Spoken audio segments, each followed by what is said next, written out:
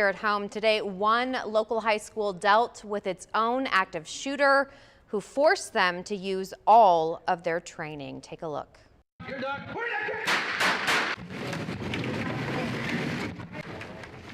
Ooh, scary stuff. Calallen High School underwent its first active shooter training drill this morning. The drill focused on what students and staff should do if an active shooter made their way inside. District administrators say they were impressed with how well their students did today and only had one, quote, victim.